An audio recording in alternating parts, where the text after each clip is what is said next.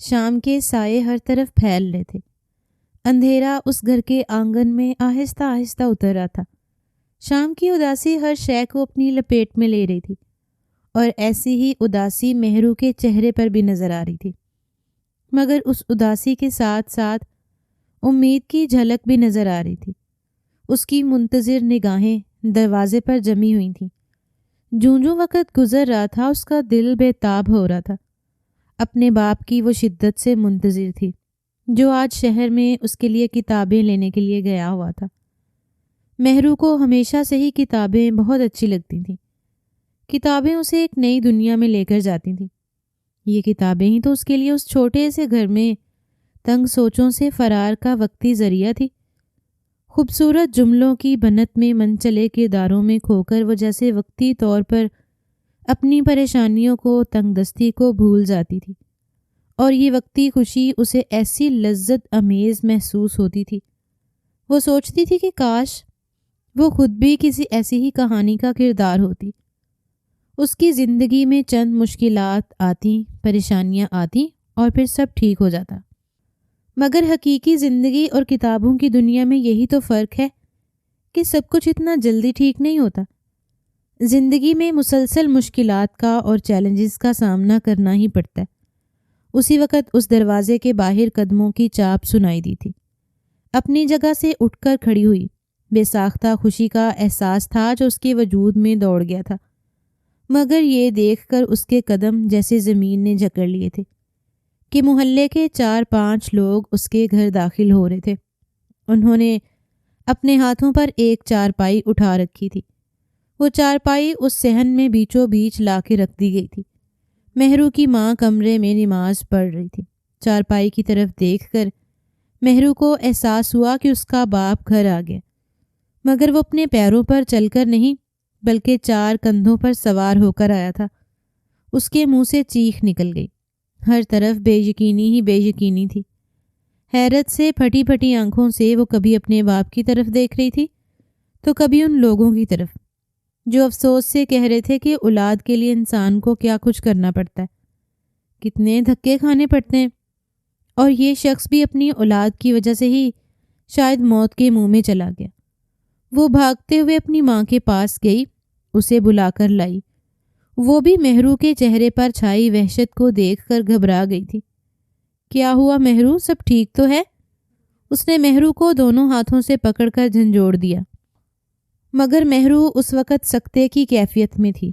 ماں باہر آئی اور مہرو کو بھی گھسیٹتے ہوئے ساتھ ہی باہر لائی۔ تو باہر کا منظر دیکھ کر وہ بھی چیخ پڑی، پھر اپنے شوہر کی لاش کے ساتھ لپٹ کر رو پڑی تھی۔ مہرو کا بھی جیسے سکتہ ٹوٹا۔ وہ جب اپنے باپ کے پاس آئی تو اس کے ہاتھ میں وہ کتابیں تھیں جن کے اوپر خون کے چھینٹے پڑے تھے۔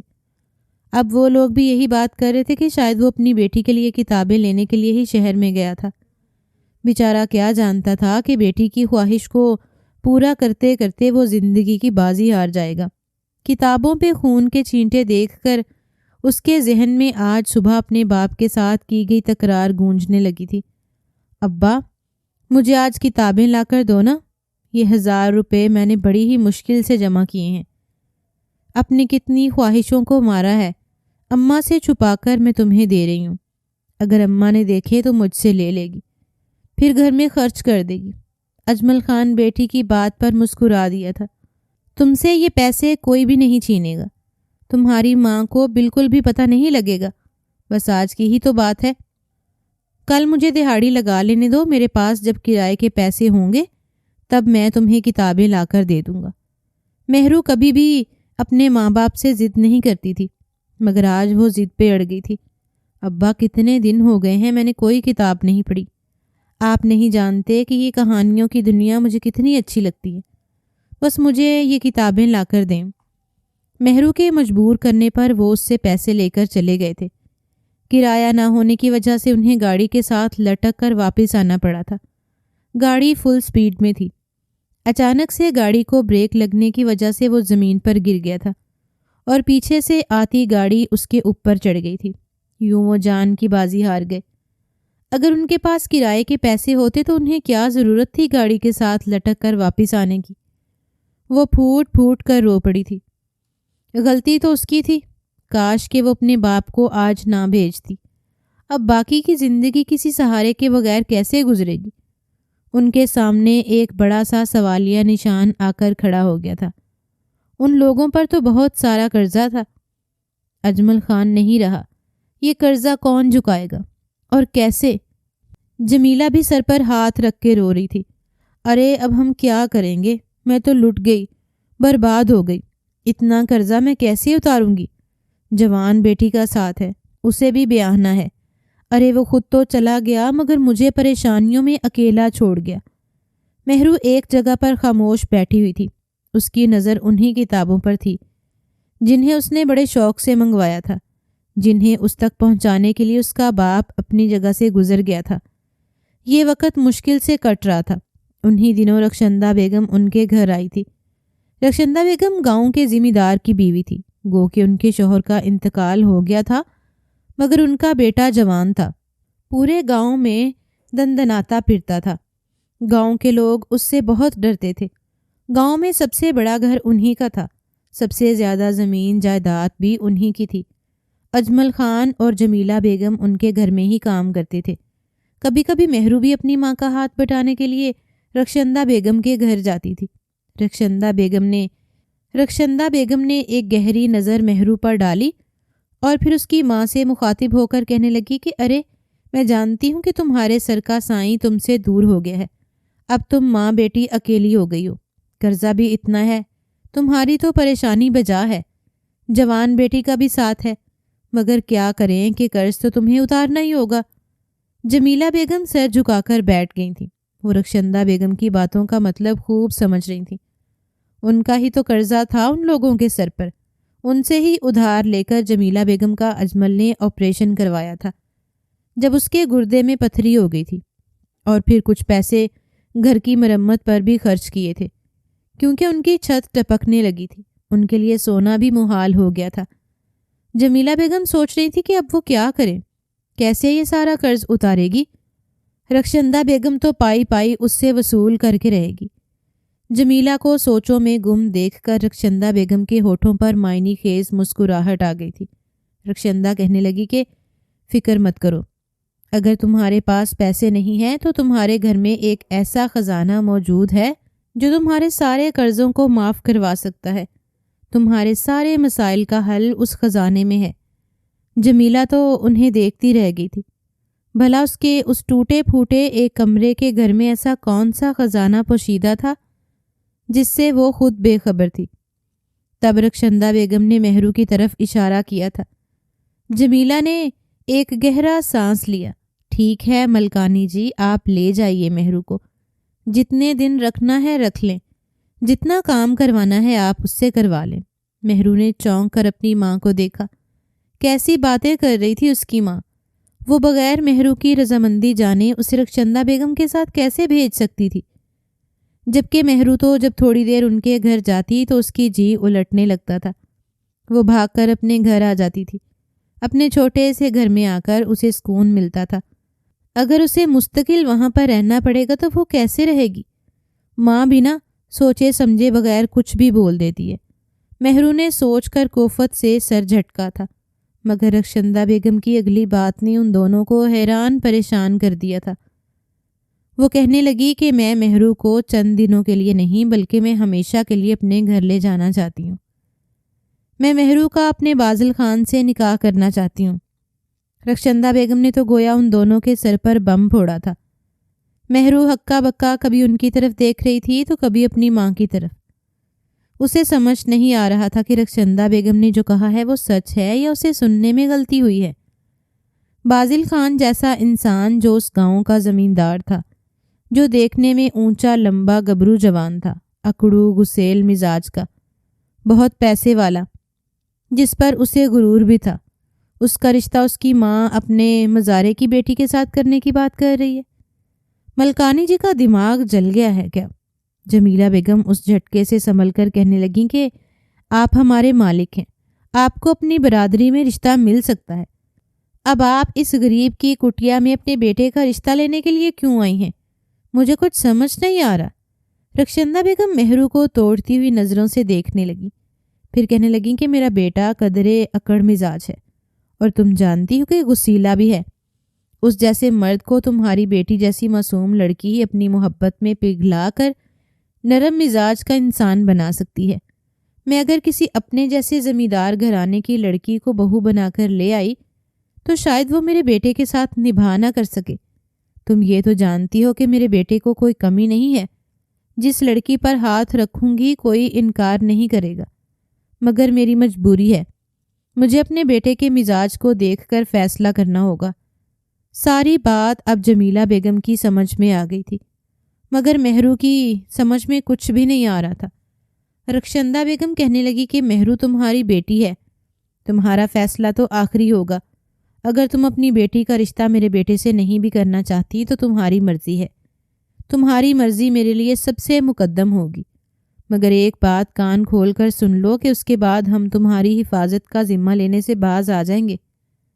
رخشندہ بیگم نے پس پردہ دھمکی دی تھی۔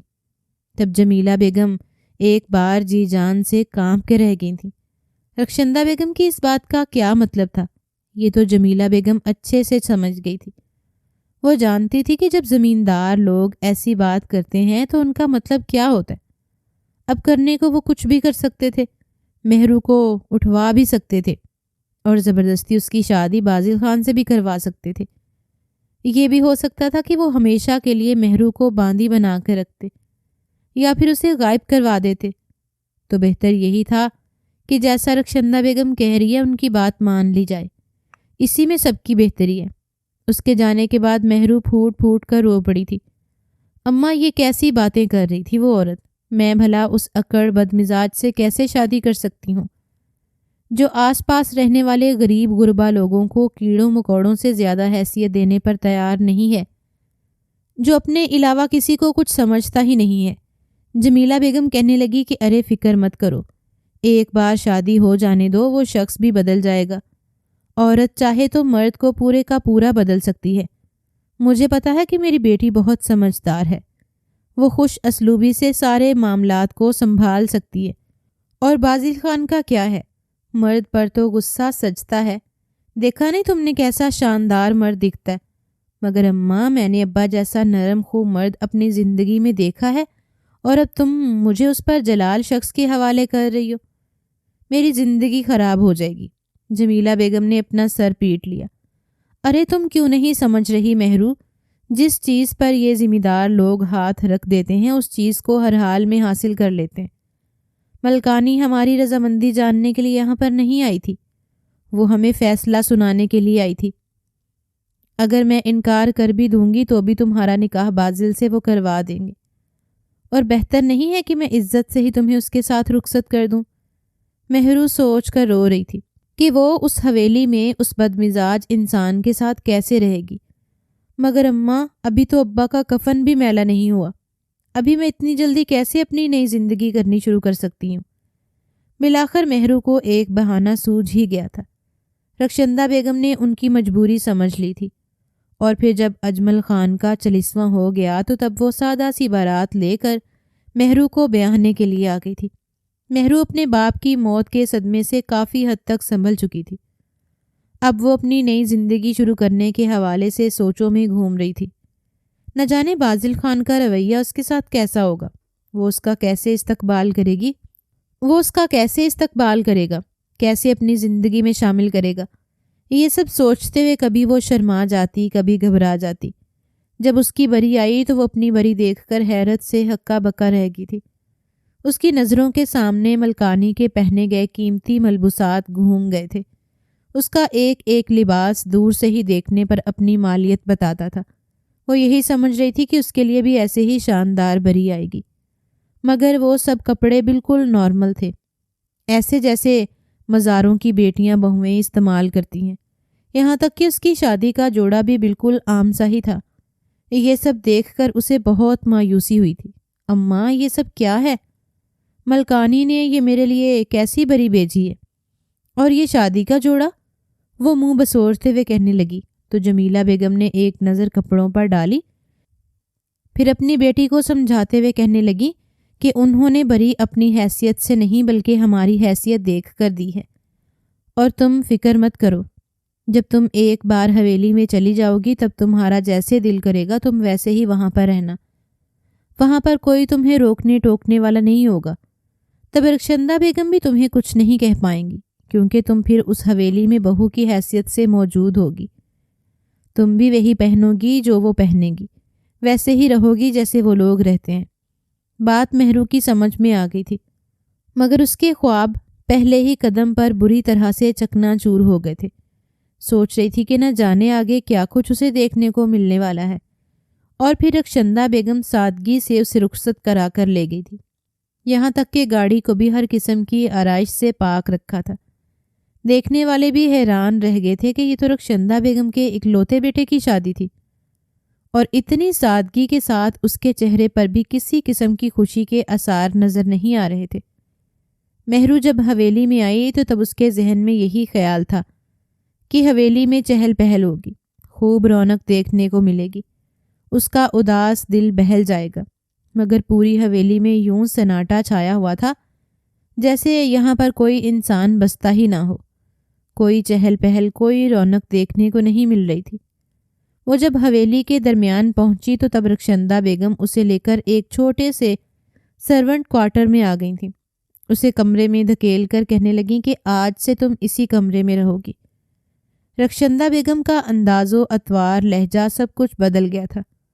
مہرو حیرت سے دیکھنے لگی، یہاں؟ مگر یہ تو سرونٹ کوارٹر ہے، یہاں پر ملازم رہتے ہیں، اور میں تو شادی ہو کر آئی ہوں، تو کیا میں بازل خان کے کمرے میں نہیں رہوں گی؟ رخشندہ بیگم کے تو ہونٹوں پر استہزائیہ مسکراہٹ آ گئی تھی۔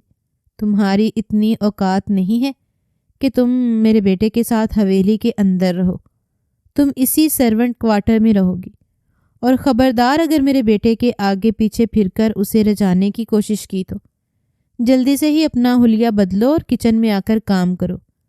آج میں نے سارے ملازموں کو چھٹی دے دی ہوئی ہے، آج کام تم نے ہی کرنا ہے۔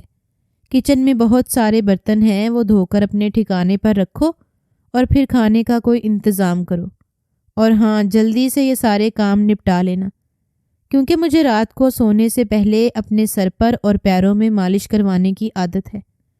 اب سے یہ سارا کام تم ہی کرو گی۔ وہ تو آرڈر دے کر چلی گئی تھی۔ مہرو کا معصوم دل بری طرح سے ٹوٹ گیا تھا، خواب چکنا چور ہو گئے تھے۔ یہ کیا کیا تھا رخشندہ بیگم نے؟ اور بازل خان، اس نے اتنا بڑا دھوکہ کیوں کیا میرے ساتھ؟ وہ یہ سب سوچتے ہوئے اپنی نقلی زیورات اتار رہی تھی، آنکھوں سے آنسو بہہ رہے تھے۔ وہ لوگ مجھے بہو بنا کر نہیں بلکہ ملازمہ بنا کر حویلی میں لے کر آئے ہیں، لیکن اگر انہوں نے مجھے ملازمہ ہی بنانا تھا تو وہ مجھے ویسے ہی لے آتے۔ یہ نکاح کا ڈھونگ رچانے کی کیا ضرورت تھی؟ وہ تو پہلے بھی اس حویلی میں ملازمہ کی حیثیت سے آتی رہتی تھی، اور اب بھی آ سکتی تھی، تو پھر یہ نکاح کیوں؟ مہرو کو کچھ سمجھ نہیں آ رہی تھی کہ وہ اپنے مسئلے کا حل کیسے تلاش کرے، کیسے اپنی ماں کو بتائے کہ اس پر کیا بیت رہی ہے۔ مگر وہ اس حویلی سے باہر نہیں جا سکتی تھی، کیونکہ در پردہ وہ رخشندہ بیگم سے خوف کھانے لگی تھی۔ اگر اسے غصہ آ جاتا تو کوئی بھیت نہیں تھی کہ وہ اس پر ہاتھ اٹھانے سے بھی دریغ نہ کرتی۔ مہرو ملکانی کی ہدایت کے مطابق کپڑے بدل کر باورچی خانے میں آ گئی تھی، اور پھر برتن دھوتے ہوئے رخشندہ بیگم نے آ کر اسے کھانا بنانے کا آرڈر دے دیا۔ ان کی ہدایت کے مطابق اس نے کھانا بنانا شروع کر دیا تھا، تبھی اسے کسی کے اونچا اونچا بولنے کی آواز سنائی دینے لگی تھی۔ پوری حویلی سناٹے میں ڈوبی ہوئی تھی، اور اب یکدم یوں مردانہ آواز سنائی دی تو ایک لمحے کو اس کا دل دھڑک اٹھا تھا۔ وہ باورچی خانے سے نکل کر باہر آ گئی تھی۔ یہ آوازیں رخشندہ بیگم کے کمرے سے آ رہی تھیں۔ اماں، کہاں ہے وہ لڑکی جس کے ساتھ تم نے میرا نکاح کیا ہے؟ میں ابھی اپنے کمرے میں گیا تھا، وہاں پر تو وہ نہیں ہے، اور آپ کے کمرے میں بھی نہیں ہے، کہاں ہے وہ؟ رخشندہ بیگم کہنے لگیں کہ وہ لڑکی تمہاری بیوی نہیں بلکہ ملازمہ کی حیثیت سے اس گھر میں آئی ہے، میں اپنی خدمت کرنے کے لیے اسے یہاں پر لائی ہوں، تمہارا اس سے کوئی تعلق نہیں۔ تب بازل کی جھنجھلائی ہوئی آواز اسے سنائی دی تھی، اماں، تعلق کیسے نہیں ہے؟ میں نے نکاح کیا ہے اس کے ساتھ، اور ابھی تک تو میں نے اس کی شکل تک نہیں دیکھی۔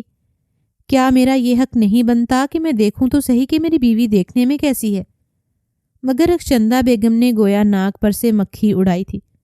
تمہاری میں اچھی سی لڑکی سے شادی کروا دوں گی۔ تمہارے لیے لڑکیوں کی کوئی کمی نہیں ہے۔ تم نے اگر کسی لڑکی کے ساتھ اچھا وقت گزارنا ہے، اس کی شکل دیکھنی ہے، تو تمہارے لیے کیا کمی؟ جاؤ کسی بھی لڑکی کی شکل دیکھ لو، تمہیں کون سا کوئی روکنے والا ہے؟ ان کی یہ بات سن کر نہ جانے بازل کا کیا رد عمل تھا، یہ تو مہرو کو معلوم نہیں ہو سکا، مگر اس کا دل دھک دھک کرنے لگا تھا۔ رخشندہ بیگم اپنے بیٹے کے ساتھ کس قسم کی باتیں کر رہی تھیں؟ کیا ایسی انہوں نے تربیت کی تھی اپنے بیٹے کی؟ اس کا دل جیسے پسلیاں توڑ کر باہر آنے کو بےتاب تھا۔ بازل ان کی بات پر خاموش ہو گیا۔ پھر اس کی آواز دوبارہ سنائی دی تھی، اماں، گاؤں کی کسی بھی لڑکی سے میرا کوئی تعلق نہیں ہے، نہ میں کسی کی شکل دیکھنا چاہتا ہوں۔ میرا بس اس لڑکی کے ساتھ تعلق ہے جس کے ساتھ میں نے نکاح کیا ہے۔ اور ہے کہاں وہ اپنی بات پر بضد رہا۔ رخشندہ بیگم بھی اپنی ہی بات پر اڑی ہوئی تھی۔ میری بات سنو بازل، جب میں تمہیں کہہ دیا ہے کہ وہ میں اپنی خدمت کے لیے لے کر آئی ہوں، ان مزاروں کے دماغ بھی 7ویں آسمان پر پہنچ چکے ہیں۔ ایسے تو یہ لڑکی قابو آنے والی نہیں تھی، مگر اب یہ ساری زندگی بنا چوں چڑاں کیے میری خدمت کرے گی اور میرے سامنے کوئی سوال بھی نہیں اٹھا پائے گی۔ رہی بات تمہاری بیوی کی، تو مجھے یہ بتاؤ کہ کیا تمہاری نسل آگے بڑھانے کے لیے میں کسی مزارے کی بیٹی کو ہی بہو بنا کر لاؤں گی؟ ہرگز نہیں۔ تمہاری شادی ایسی جگہ پہ کروں گی اور ایسے انداز میں کروں گی کہ دنیا دیکھتی رہ جائے گی۔ اگر مجھے اسے سچ میں ہی بہو بنانا ہوتا تو میں اسے کیا یوں سادگی سے رخصت کرتی؟ ہرگز نہیں۔ بازل خاموش ہو گیا تھا۔ مہرو کا دل بری طرح سے دھڑک رہا تھا۔ اس کے کان یہ سننے کے منتظر تھے کہ بازل اس کے حق میں کچھ بولے گا، اپنی ماں کو منانے کی کوشش کرے گا، مگر بازل خاموش تھا۔ اور پھر بازل کے قدموں کی آواز باہر سنائی دینے لگی تھی۔ مہرو فوراً سے کچن میں آ کر کھڑی ہو گئی تھی۔ آنسو تواتر سے اس کی آنکھوں سے بہہ رہے تھے۔ اس نے ہاتھ کی پشت سے اپنے آنسو پونجے تھے۔ سارے خواب چکنا چور ہو گئے تھے۔ کیا کچھ نہ سوچا تھا اس نے؟ اور یہ اس کے ساتھ کیا ہو رہا تھا؟ رخشندہ بیگم نے کون سے جنم کا اس سے بدلہ لیا تھا؟ تبھی رخشندہ بیگم نے پھر سے باہر سے اسے آواز دی کہ چائے بنا کر میرے کمرے میں لے کے آؤ۔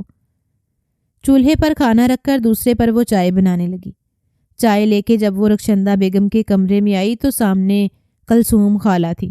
وہ چوہدرائن تھی۔ مہرو کو دیکھ کر وہ بھی چونک اٹھی۔ سر سے لے کر پاؤں تک ان کی نظروں نے مہرو کا طواف کیا تھا۔ اچھا، تو یہ ہے وہ لڑکی جس سے تم بازل کے لیے بیاہ کر لائی ہو؟ رخشندہ بیگم نے اسے دیکھ کر نخوت سے ہنکارا۔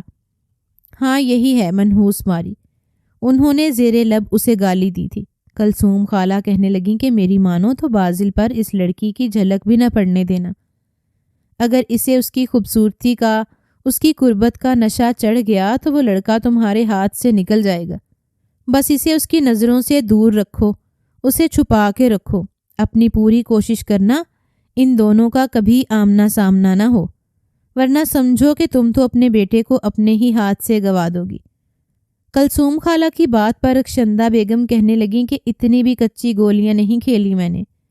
وہ آیا تھا میرے پاس اس کی وکالت کرنے، مگر صاف اسے کھری کھری سنا دی میں نے کہ اس لڑکی سے تمہارا کوئی تعلق نہیں ہے، تمہاری میں دوسری شادی کرواؤں گی۔ یہ ویسے بھی سرونٹ کوارٹر میں رہے گی، اگر یہ بازل کے سامنے گئی تو میں اس کی کھال ادھیڑ دوں گی۔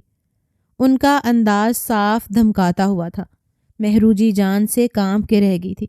وہاں سے بھاگ کر اس نے باورچی خانے میں ہی پناہ لی تھی۔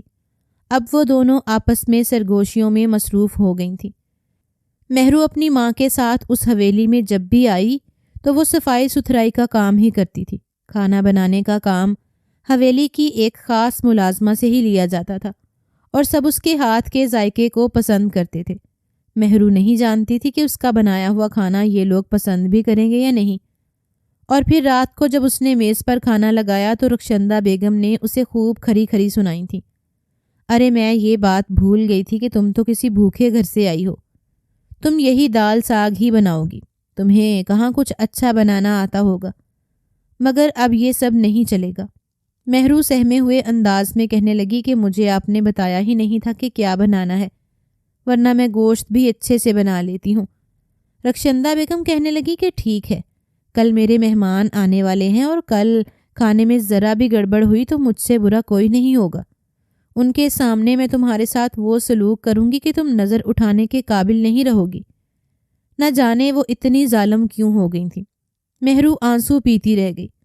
رات کو اس نے کھانا بھی نہیں کھایا تھا جب رخشندہ بیگم نے اسے اپنے کمرے میں طلب کر لیا۔ یہاں بیٹھو اور میرے پیروں میں مالش کرو، جب تک میں سو نہیں جاتی تب تک تم یہی کام کرو گی، اور پھر خاموشی سے سیدھے جا کر اسی کمرے میں سو جانا جہاں پر میں نے تمہیں ٹھہرایا تھا۔ مہرو نے اسبات میں سر ہلا دیا۔ مطمئن ہو کر رخشندہ بیگم نے اپنی آنکھیں بند کر لی تھیں اور پھر بالآخر وہ سو گئی تھی۔ جب مہرو کو ان کے سونے کا یقین ہوا تو وہ اپنی جگہ سے اٹھ کھڑی ہوئی تھی۔ گھڑی رات کا 1 بجا رہی تھی۔ مہرو آہستگی سے ان کے کمرے سے نکل کر باہر آ گئی تھی۔ سرونٹ کوارٹر کی طرف گئی تو وہاں سے مردوں کی آوازیں آ رہی تھیں۔ یہ بات تو اسے رخشندہ بیگم نے بتائی ہی نہیں تھی کہ حویلی کے مرد ملازم سرونٹ کوارٹر میں ہی رہتے تھے، جبکہ تمام عورتیں شام کو یہاں سے کام کاج کرنے کے بعد چلی جاتی تھیں۔ اب مہرو رات کو رکے تو کہاں رکے؟ وہ دوبارہ کچن میں آنے لگی تھی جب اس کے ذہن میں ایک خیال بجلی کی طرح روندا تھا۔ کیوں نہ میں بازل کے کمرے میں جاؤں، ایک بار اس سے بات کروں، اپنے اور اس کے رشتے کی نزاکت کا اسے احساس دلاؤں کہ میں اس کی بیوی کی حیثیت سے اس گھر میں آئی ہوں، مجھ پر اس کا حق بنتا ہے، میں یہاں ملازموں کی طرح زندگی نہیں گزار سکتی۔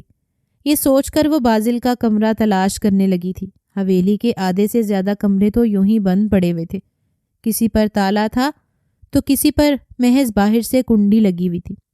ایک کمرے کا دروازہ کھلا ہوا تھا اور روشنی بھی چھن چھن کے باہر آ رہی تھی۔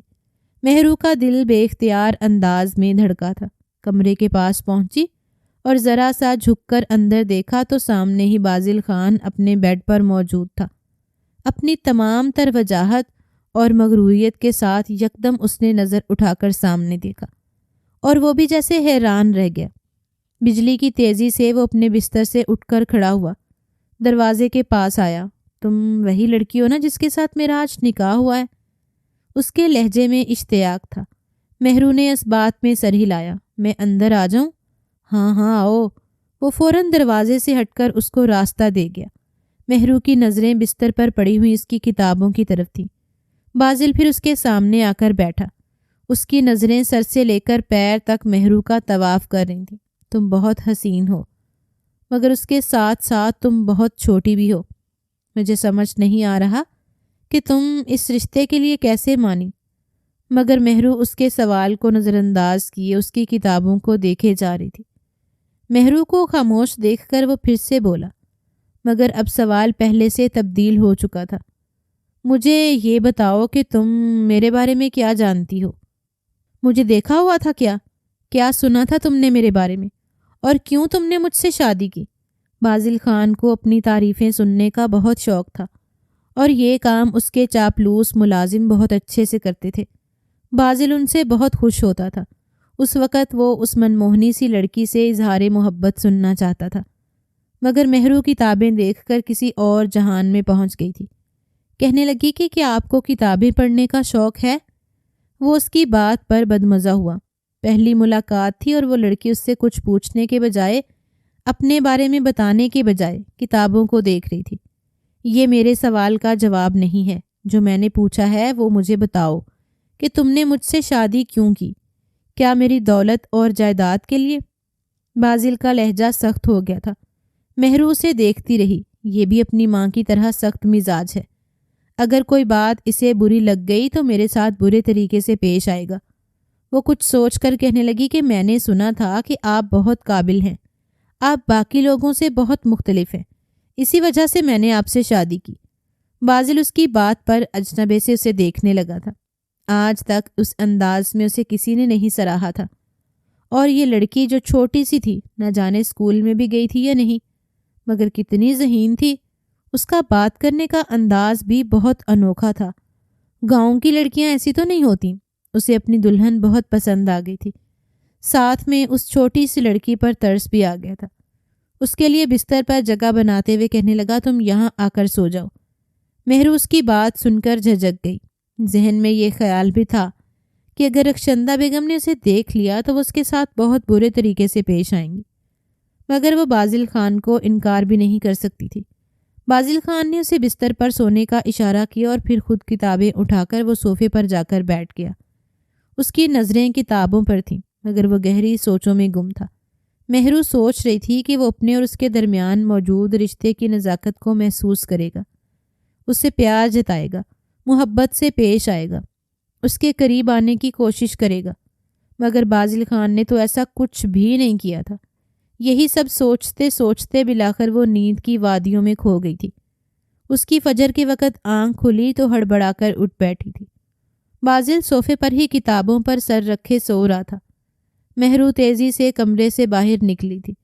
اگر رخشندہ بیگم نے اسے یوں کمرے سے باہر نکلتے دیکھا تو نہ جانے اس کے ساتھ کیسے پیش آئیں گی۔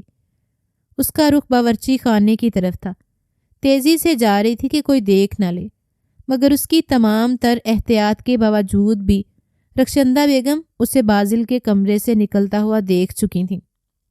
انہیں مہرو پر شدید غصہ آیا تھا۔ وہ اس کے پاس آئیں، اس کی چٹیا کو ہاتھ میں پکڑ کر کہنے لگیں کہ خرافہ، حرام زادی، تمہیں اتنی ہی آگ لگی ہوئی تھی، اتنی ہی تمہارے لیے جوانی بے قابو تھی جو تم خود میرے سونے کے بعد میرے بیٹے کے کمرے میں چلی گئی۔ ان کے لہجے سے گویا زہر ٹپک رہا تھا۔ میرو کے منہ سے درد سے سسکاری نکل گئی تھی۔ وہ اس کی چوٹی کو اپنے ہاتھوں میں بل دے کے زور سے جھٹکا دیتے ہوئے کہنے لگی کہ دور رہو میرے بیٹے سے۔ اگر تمہیں میں نے دوبارہ اس کے آس پاس دیکھا تو میں تمہیں جان سے مار دوں گی۔ اپنی اوقات میں رہنا سیکھو ورنہ میرے لیے تمہیں تمہاری اوقات یاد دلانا اتنا مشکل ہرگز نہیں ہوگا۔ وہ اسے دھمکاتے ہوئے وہاں سے چلی گئی تھی۔ مہرو پھوٹ پھوٹ کر رو پڑی تھی۔ ایک نظر اس نے بازل کے کمرے کی طرف ڈالی تھی۔ کیا تھا اگر بازل یہاں پر موجود ہوتا؟ وہ اپنی ماں کو مہرو کے ساتھ یہ سلوک کرتے دیکھ لیتا تو شاید اس کا رویہ مہرو کے ساتھ اچھا ہو جاتا۔ وہ اپنی ماں کو سمجھاتا کہ وہ ایسا نہ کرے، مگر بازل تو اس وقت گہری نیند میں تھا۔ وہ نہیں جانتا تھا کہ اس کی ماں مہرو کے ساتھ کیا سلوک کر رہی ہے۔ دن بھر مہرو گھر کی صفائی میں ہی مصروف رہی تھی، اور پھر دوپہر کو جب وہ باورچی خانے میں تھی تو تب رخشندہ بیگم نے اسے بتایا تھا کہ کلثوم خالہ کا بیٹا نوید بھی آیا ہوا ہے، کھانے پر اہتمام بھی ہونا چاہیے۔ مہرو یہ سن کر سہم کر رہ گئی تھی۔ اس کی بنائی ہوئی ہر چیز میں تو رخشندہ بیگم نقص نکالتی تھی۔ اب نہ جانے اس لڑکے کے سامنے وہ مہرو کے ساتھ کیا کرنے جا رہی تھی۔ وہ دل ہی دل میں دعا کر رہی تھی کہ بازل بھی کھانے کی ٹیبل پر موجود ہو تو شاید پھر اس کی موجودگی میں رخشندہ بیگم اس کے ساتھ برا سلوک کرنے سے باز آ جائے۔ مہرو جب کھانا لے کر میز پر آئی تو سامنے ہی نوید بیٹھا ہوا تھا جو اسے عجیب ہوس بھری نظروں سے دیکھ رہا تھا۔ ایک پل کو تو وہ بھی اس کا حسن دیکھ کر ٹھٹک گیا تھا۔ کیا چیز تھی یہ لڑکی، کتنی خوبصورت! آج تک تو حویلی میں ایسی کوئی ملازمہ اس نے نہیں دیکھی تھی۔ نوید کی آنکھوں میں صاف ہوس ناچتے ہوئے نظر آ رہی تھی۔ مہرو نے اس کی آنکھوں میں دیکھا تو خوف کی ایک لہر اسے اپنے وجود میں دوڑتے ہوئے محسوس ہونے لگی تھی۔ اس کا دل چاہ رہا تھا کہ وہ یہی سب کچھ چھوڑ چھاڑ کر بھاگ جائے، اس کی ناپاک نظروں سے خود کو اوجھل کر لے۔ اگر رخشندہ بیگم کا خوف نہ ہوتا تو وہ ویسا کر گزرتی۔ کیا ہو گیا ہے؟ کیوں بت بن کر کھڑی ہو گئی ہو؟ آگے آؤ۔ مہرو کو اپنی جگہ پر جمع دیکھ کر رخشندہ بیگم غصے سے بولی تو وہ کانپتے ہاتھوں سے کھانا رکھنے لگی، اور پھر جب نوید کے پاس پہنچی تو اچانک سے ٹرے جھلک گئی اور وہ سالن اس کے کپڑوں پر گر گیا، اس کے کپڑوں کو گندا کر گیا تھا۔ رخشندہ بیگم کا بس نہیں چل رہا تھا کہ وہ اسے کچا چبا جائیں۔ یہ کیا کیا تم نے جاہل لڑکی؟ اس کے کپڑے خراب کر دیے، جلدی سے جاؤ اس کے کپڑے صاف کرو۔ اس نے ابھی ایک پنچایت میں جانا تھا اور تم نے اس کا حلیہ بگاڑ دیا۔ مہرو بری طرح سے گھبرا گئی تھی۔ آپ آئیے میرے ساتھ، میں ابھی یہ صاف کر دیتی ہوں، وہ بوکھلائے ہوئے انداز میں بولی تو نوید بھی خاموشی سے اس کے ساتھ چل پڑا تھا۔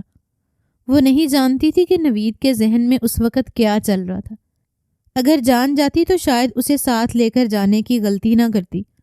وہ اسے لے کر غسل خانے میں آ گئی اور جیسے ہی سرف اٹھا کر اس کی قمیض پر لگے داغ کو دھونے لگی تو اس نے اس کی کمر میں بازو ڈال کر اپنے قریب کر لیا تھا۔ اس اچانک افتداد کے لیے مہرو تیار نہیں تھی۔ وہ بری طرح سے گھبرا گئی تھی۔ اس سے پہلے کہ وہ مزید کوئی جسارت کرتا، مہرو نے ایک زوردار چانٹا اس کے چہرے پر رسید کر دیا تھا۔ تم گھٹیا آدمی، تمہیں شرم آنی چاہیے یہ سب کرتے ہوئے۔ ولید، جو اس وقت اس کی حسن اور جوانی کی وجہ سے بہک رہا تھا، اس کے تھپڑ مارنے پر جیسے یکدم ہوش کی دنیا میں واپس آیا، پھر اسے ایک جھٹکے سے خود سے دور کیا۔ اس کا بس نہیں چل رہا تھا وہ مہرو کو کچا چبا جائے۔ تم 2 ٹکے کی لڑکی، تمہاری یہ ہمت کہ تم میرے منہ پر تھپڑ مارو؟ تم خود کو سمجھ کیا رہی ہو؟ اپنی اوقات میں آؤ۔ اگر تمہیں یہ لگ رہا ہے کہ تم بازل خان کی بیوی ہو تو اپنے ذہن سے اس خیال کو نکال دو۔ حویلی میں کام کرنے والی معمولی سی ملازمہ ہو تم، اور حویلی میں کام کرنے والی ملازموں پر ہاتھ صاف کرنے کا حق سب لوگوں کا ہی ہے۔ اب اگر میں نے کچھ کر دیا تو اتنی مرچیں کیوں لگ رہی ہیں؟ مہرو بھاگتے ہوئے وہاں سے باہر آ گئی تھی۔ اس کا سانس تیز تیز چل رہا تھا۔ وہ سوچ بھی نہیں سکتی تھی کہ نوید اتنی گھٹیا حرکت بھی کر سکتا ہے۔ وہ بھی غصے سے رخشندہ بیگم کے پاس آیا۔ اس لڑکی نے میرے ساتھ بدتمیزی کی ہے، نہ جانے کیا سمجھتی ہے یہ خود کو۔ اسے لگتا ہے کہ یہ کوئی حور پری ہے اور سب لوگ اس کے ساتھ وقت بتانے کے لیے مرے جا رہے ہیں۔ مہرو کا دل سوکھے پتے کی طرح لرزنے لگا تھا۔ اسے موت آنکھوں کے سامنے نظر آنے لگی تھی۔ رخشندہ بیگم خون خوار تیوروں سے اس کی طرف بڑھی تھی، مگر تبھی ان کے کانوں میں نوید کی خفگی بھری آواز سنائی دی تھی۔ کیا ہوا امی، خیریت تو ہے؟ وہ اس کی بات سن کر فوراً اس کی طرف پلٹی۔ کیا ہوا؟ گھر سے فون آیا ہے؟ امی سیڑھیوں سے گر گئی ہیں، کافی زخمی ہو گئی ہیں، انہیں ہسپتال لے کر جانا ہے۔ آپ بھی میرے ساتھ چلیے۔ خالہ، میں امی کی اکیلے دیکھ بھال نہیں کر پاؤں گی۔ خدا یوں بھی اپنے بندوں کی مدد کرتا ہے، اس پر مہربان ہوتا ہے۔ آج مہرو کو اس بات کا اندازہ ہوا تھا۔ اس پر آئی ہوئی مصیبت یکدم ٹل گئی تھی۔ وہ دونوں وہاں سے اسی وقت چلے گئے۔ مہرو نے کب کا رکا ہوا سانس بحال کیا تھا۔ اب وہ سوچ رہی تھی کہ وہ اس سب کے بارے میں بازل خان کو ضرور بتائے گی۔ دوبارہ سے باورچی خانے میں آ گئی تھی، جہاں پر کام اس کے منتظر تھے۔ اسے بھوک بھی لگ رہی تھی۔ خود بھی کل سے کچھ نہیں کھایا تھا۔ پہلے اس نے پیٹ بھر کر کھانا کھایا اور پھر وہ سارے برتن اٹھا کر دھونے ہی لگی تھی جب اسے اپنے پیچھے کسی کی موجودگی کا احساس ہوا۔ سر اٹھا کر دیکھا تو وہاں پر بازل خان کھڑا تھا، جو آنکھوں میں عجیب سے رنگ لیے اسے دیکھ رہا تھا۔ آپ کے لیے ناشتہ بناؤں؟ اس کی نظروں سے گھبرا کر وہ جلدی سے بول رہی تھی، مگر بازل اس کا ہاتھ پکڑ کر اپنے ساتھ کھینچ کر کمرے میں لے گیا تھا۔ یہ کیا حال بنا کر رکھتی ہو تم؟ ہر وقت گندے مندے حلیے میں رہتی ہو، تمہاری طرف دیکھنے کا بھی دل نہیں کرتا۔ جاؤ میرے واش روم میں اچھے سے نہا دھو کر باہر آؤ۔ ایک دم بازل کا موڈ بگڑنے لگا تھا۔ وہ حیران پریشان رہ گئی تھی اور پھر جلدی سے وہ واش روم میں چلی گئی۔ اچھے سے نہا کر جب وہ باہر آنے لگی تو دوبارہ وہی کپڑے پہنتے ہوئے اس کا اپنا جی متلانے لگا تھا، کیونکہ کل سے وہ کاموں میں مصروف تھی اور اب کپڑوں سے بدبو آ رہی تھی۔ اب وہ کیا پہن کر باہر جائے؟ تبھی اس کی طرف بازل کے کپڑوں پر نظر پڑی تھی۔ اس کی پینٹ شرٹ جو کہ اس کے ناپ سے بہت بڑی تھی، مگر کیا کرتی کہ مجبوری میں اسے یہی پہننا پڑا تھا۔ اس کے علاوہ اس کے پاس اور کپڑے نہیں تھے۔ اسی کے کپڑے پہن کر باہر آئی۔ جب اسے نکھرے نہائے دھوئے روپ میں دیکھا تو وہ اپنی پلکیں جھپکنا بھول گیا تھا، کیونکہ اس لباس میں مہرو کا لمبا قد کچھ اور بھی نکھر کر سامنے آ گیا تھا۔ اس کے متناسب سراپے پر یہ لباس خوب جچ رہا تھا۔ کالے رنگ کی شرٹ میں اس کا گورا گورا رنگ خوب دھمک رہا تھا۔ گیلے گیلے بال بھی چہرے کے طواف میں پھیلے ہوئے تھے۔ بازل خان بے اختیار مہرو کی طرف بڑھا تھا اور پھر اسے لے کر صوفے پر آ کر بیٹھ گیا۔ وہ دونوں ایک دوسرے میں کھو گئے تھے۔ تبھی بازل کی نظر مہرو کے کندھے پر پڑی تھی، جہاں پر سرخ نشان تھے۔ وہ یکدم چونک اٹھا۔ یہ کیا ہے؟ وہ اس زخم کے نشان کو چھوتے ہوئے بولا تو مہرو کے منہ سے درد سے سسکاری نکلی تھی۔ وہ یکدم پیچھے ہٹ گئی۔ کچھ نہیں۔ اسے بازل سے خوف آیا تھا۔ بازل ایک دم مزید اس کے آگے آ گیا۔ مجھے یہ بتاؤ کہ یہ کیا ہے، اور تم کیا سمجھتی ہو کہ اگر تم مجھے کچھ نہیں کہہ کر ٹال دو گی تو میں ٹل جاؤں گا؟ دوبارہ تم سے اس بارے میں استفسار نہیں کروں گا۔ میں جب تک کسی چیز کے بارے میں جان نہ لوں میں خاموش ہونے والوں میں سے نہیں ہوں۔ مجھے سچ سچ بتاؤ کہ کیا ہوا ہے۔ اس کا یہ پوچھنا ہی تھا کہ مہرو سسک پڑی تھی۔ میں جب سے یہاں پر آئی ہوں آپ کی امی کے ظلم و ستم کو سہ رہی ہوں۔ ایک حد تک یہ بات برداشت کر بھی رہی تھی، مگر اب کچھ ایسا ہوا ہے جو میری برداشت سے باہر ہے۔ آج آپ کا خالہ زاد کزن نوید آیا ہوا تھا۔ اس نے سارا واقعہ جب بازل خان کو بتایا تو وہ حیرت سے گم سم اسے دیکھتا رہا تھا۔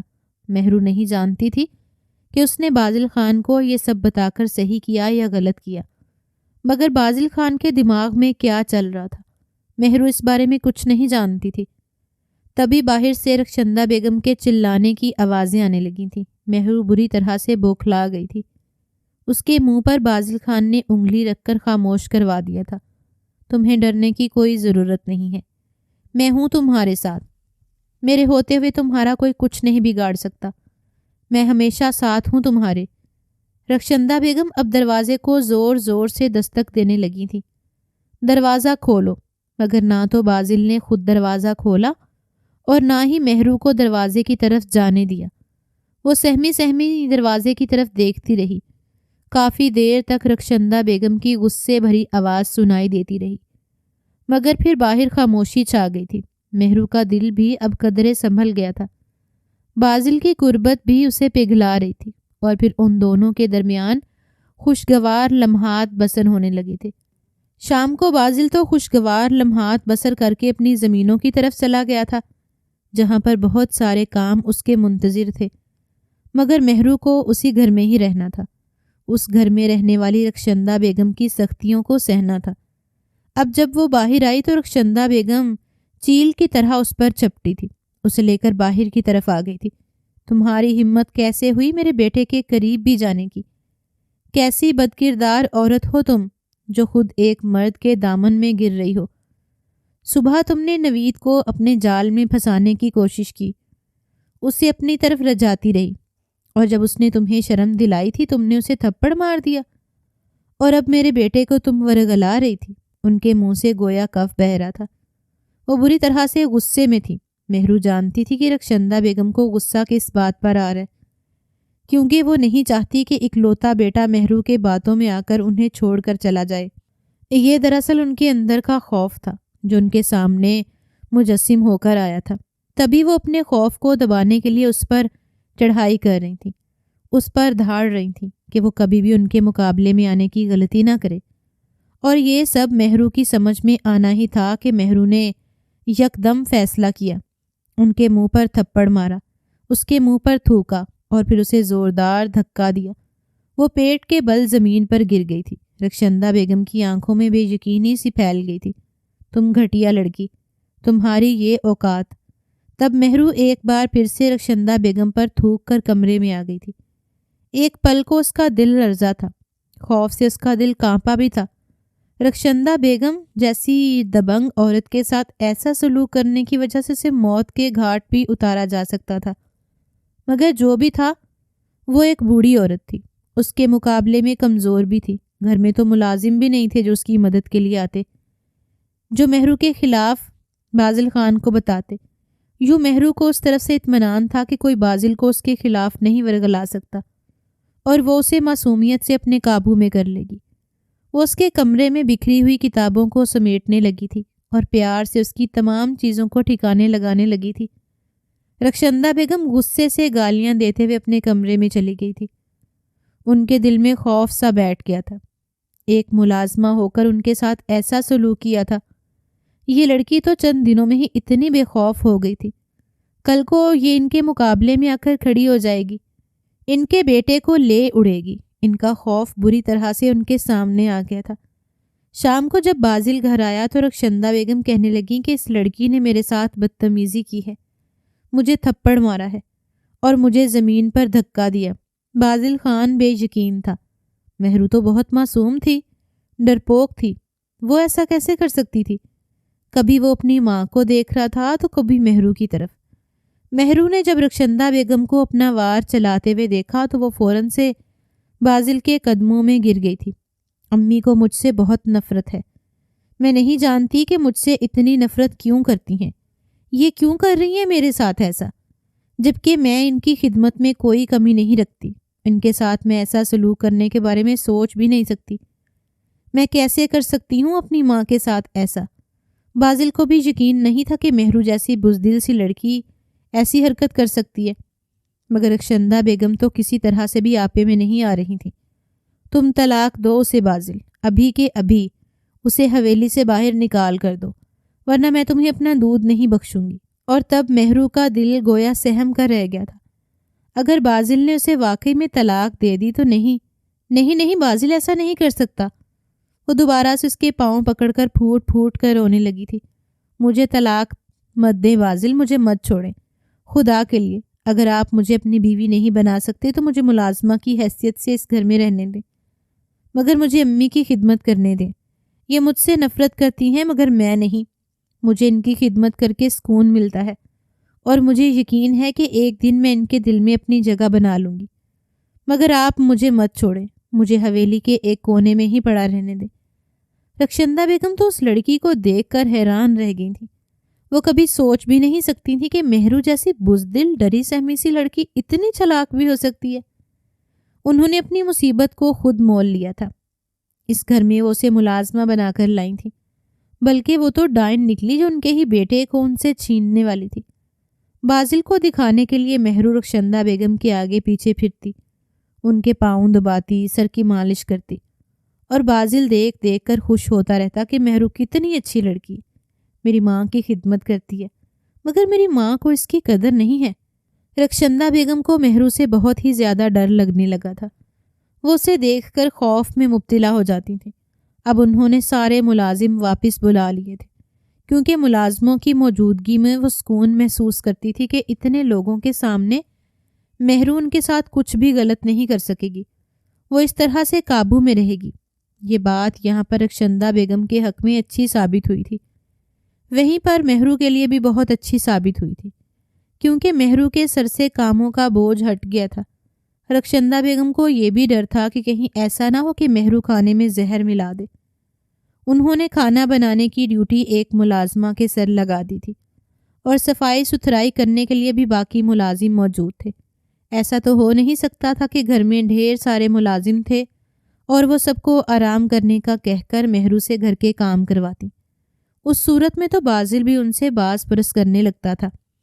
اگر وہ ایسا کرتی تو وہ اپنے بیٹے کی نظروں میں خود کو خود ہی برا بناتی۔ وہ سوچ رہی تھی کہ وہ کیا ایسا کریں کہ مہرو اس گھر سے دفع ہو جائے، ان کی مہرو سے جان چھوٹ جائے، اور بازل بھی دوبارہ سے ان کے ہاتھ آ جائے۔ وہ دیکھ رہی تھی کہ بازل دن بدن مہرو کے آگے پیچھے پھرنے لگا تھا، اس سے محبت سے پیش آنے لگا تھا، اس کے ناز نخرے اٹھاتے ہوئے نہیں تھکتا تھا۔ ایک معمولی مزارے کی بیٹی، وہ لڑکی جو ملازمہ تھی، انہوں نے خود ہی اپنے سر پر لا کر بٹھا دی تھی۔ وہ اب ان کے بیٹے کے دل پر راج کر رہی تھی۔ اسے بازل کے دل سے اتارنا اتنا بھی آسان نہیں تھا۔ کرے تو کیا کرے، ہر وقت انہی سوچوں میں گم رہتی تھی۔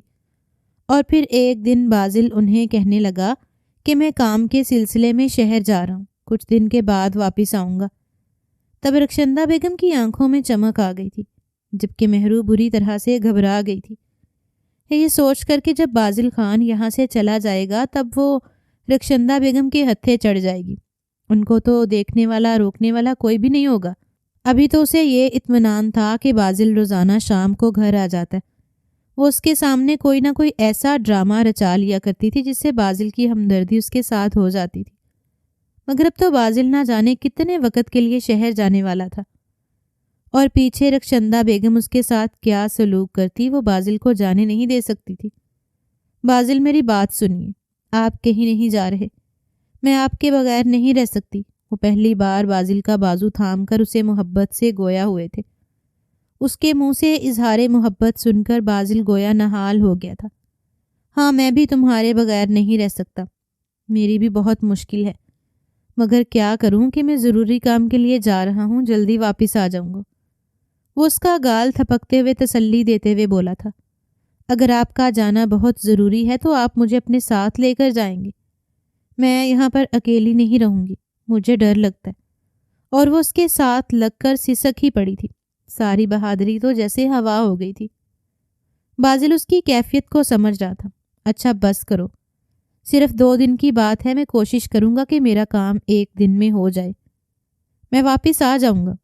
بازل کے تسلی دینے پر وہ اس بڑی نظروں سے اسے دیکھنے لگی۔ دیکھیے، آپ مجھ سے وعدہ کر رہے ہیں کہ آپ 1 دن کے بعد واپس آ جائیں گے، ایسا نہ ہو کہ وہاں جا کر آپ مجھے بھول ہی جائیں۔ تب بازل مسکرا دیا تھا۔ پگلی نہ ہو تو تم میری زندگی کی سچائی ہو، ایک ایسی حقیقت ہو جسے کوئی بدل نہیں سکتا، میری زندگی سے کوئی نہیں نکال سکتا۔ تم ہمیشہ میرے ساتھ رہو گی، تمہیں مجھ سے کوئی دور نہیں کر سکتا اور کوئی ہمارے درمیان میں نہیں آ سکتا۔ اس کی یقین دہانی پر ایک لمحے کو اس کے بے قرار دل کو قرار آ گیا تھا، اور پھر اگلے دن وہ اسے روتا دھوتا چھوڑ کر شہر چلا گیا تھا۔ اور تب رخشندہ بیگم جتاتی ہوئی نظروں سے اسے دیکھنے لگی تھیں۔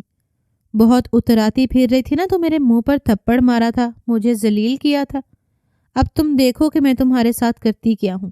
بازل تو ہے نہیں جو تمہیں میرے عتاب سے بچائے گا، اب تمہیں میرے ہاتھوں سے کوئی نہیں بچا سکتا۔ ان کی خاص وفادار ملازمین بھی وہاں پر موجود تھیں، جو ان کے ایک اشارے پر کچھ بھی کرنے کی منتظر رہتی تھیں۔ تبھی مہرو جلدی سے ان سے جان بچا کر کمرے میں آ گئی۔ دروازہ اندر سے بند کر لیا تھا۔ رخشندہ بیگم دروازے پر زور زور سے دستک دیتی رہیں۔ دروازہ کھولو خرافہ، میں تمہیں زندہ نہیں چھوڑوں گی۔ خواب دیکھ رہی ہو اس حویلی کی مالکن بننے کے، میرے بیٹے کو مجھ سے چھیننے کے، میں تمہیں کسی مقصد میں کامیاب نہیں ہونے دوں گی۔ بازل کے آنے سے پہلے تمہارا کام تمام کر دوں گی، وہ اسے دھمکیاں دے رہی تھی، اور مہرو خوف سے تھر تھر کانپ رہی تھی۔ جانتی تھی کہ جب تک وہ کمرے میں ہے وہ مضبوط ہے، اگر کمرے سے باہر نکلی تو رخشندہ بیگم جیسی خطرناک ڈائن کچھ بھی کر سکتی ہے۔ وہ ان چند دنوں میں ہی اس عورت کی ساری چالوں سے اچھی طرح سے واقف ہو گئی تھی۔ پورا 1 دن 1 رات وہ کمرے میں بند رہی تھی، مگر کب تک اسے بھوک ستانے لگی تھی۔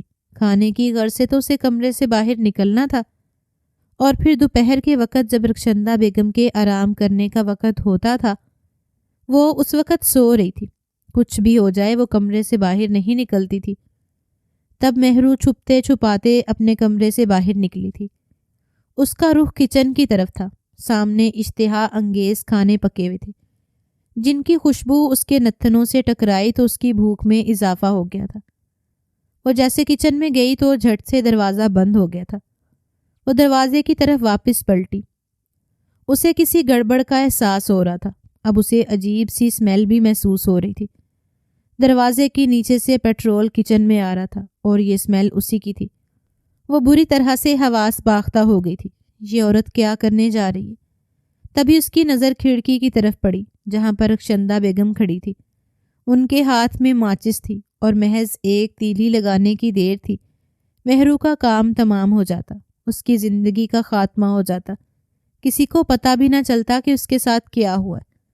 رخشندہ بیگم کوئی بھی ڈرامہ رچا لیتی کہ گیس لیک ہونے سے اس کی موت واقع ہو گئی، کوئی یہ جان نہ پاتا کہ مہرو کی موت ایک حادثہ نہیں بلکہ اسے قتل کیا گیا۔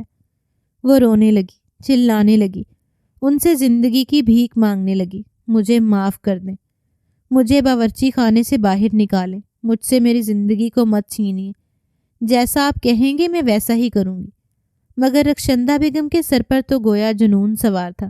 نہیں، میں نے تمہیں بہت ڈھیل دے دی، اب مزید نہیں، اب میں تمہیں اس گھر میں اپنے بیٹے کی زندگی میں برداشت نہیں کر سکتی، اب تمہیں مرنا ہوگا۔ ان کی شفافیت دیکھ کر مہرو کا دل دکھ سے بھر گیا تھا۔ وہ یقین نہیں کر پا رہی تھی کہ اس کی زندگی کا خاتمہ ہونے والا ہے، اس کا آخری لمحہ آ گیا ہے۔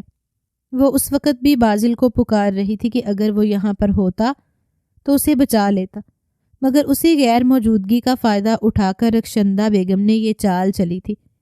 اب جب اسے موت آنکھوں کے سامنے نظر آنے والی تھی، تب اس کے کانوں سے وہ آواز ٹکرائی تھی جو اس کی زندگی کے لیے نوید تھی۔ آنکھیں کھول کر دیکھا تو باہر بازل تھا، جس نے اپنی ماں کا ہاتھ پکڑ رکھا تھا۔ یہ کیا کرنے لگی تھیں اماں؟ میری بیوی کو جلانے لگی تھیں؟ اور اس کے بعد پھر سب کچھ آنن فانن ہو گیا تھا۔ بازل خان بہت غصے میں تھا، جلدی جلدی میں اپنا سامان سمیٹنے لگا۔ ایک بیگ میں مہرو کے چند جوڑے رکھے۔ وہ اس سے پوچھتی رہی کہ ہم کہاں جا رہے ہیں، مگر وہ لب سیے ہوئے تھا۔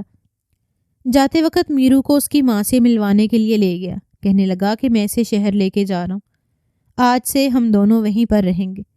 مہرو کی ماں خوش تھی کہ جیسا اس نے سوچا تھا ویسا ہی ہوا تھا۔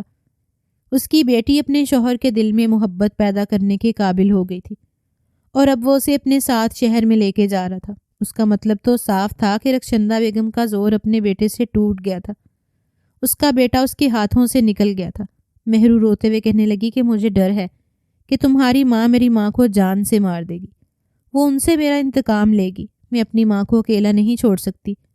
یوں پھر بازل خان مہرو کی ماں کو بھی اپنے ساتھ لے آیا تھا۔ بازل نے سروس کا امتحان دیا ہوا تھا، وہ اس میں کامیاب ہو گیا، وہ افسر بھرتی ہوا تھا، اور یہ گھر اسے حکومت کی طرف سے ملا تھا۔ نہ صرف گھر بلکہ گاڑی، ملازم، سب کچھ۔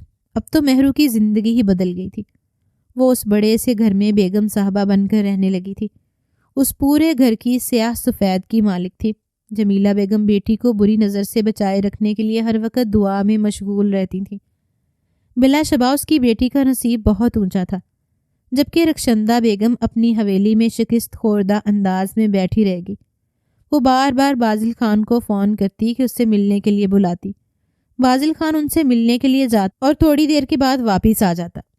اس کے پاس مصروفیت کے 1000 بہانے ہوتے تھے، جبکہ رخشندہ بیگم جانتی تھی کہ وہ محض اپنی بیوی کی وجہ سے انہیں اکیلا چھوڑ کر جا رہا ہے، ان پر اپنی ناراضگی جتا رہا ہے۔ انہوں نے اپنی بدنیتی کی وجہ سے اپنے بیٹے کو خود سے دور کر دیا تھا۔ وہ کمتر گھرانے کی لڑکی اسی لیے لائی تھی تاکہ ان کا بیٹا ان کے قابو میں رہے، مگر وہ کیا جانتی تھی کہ وہ لڑکی جسے انہوں نے کمتر سمجھا تھا وہی انہیں زندگی کی سب سے بڑی ہار سے روشناس کروائے گی۔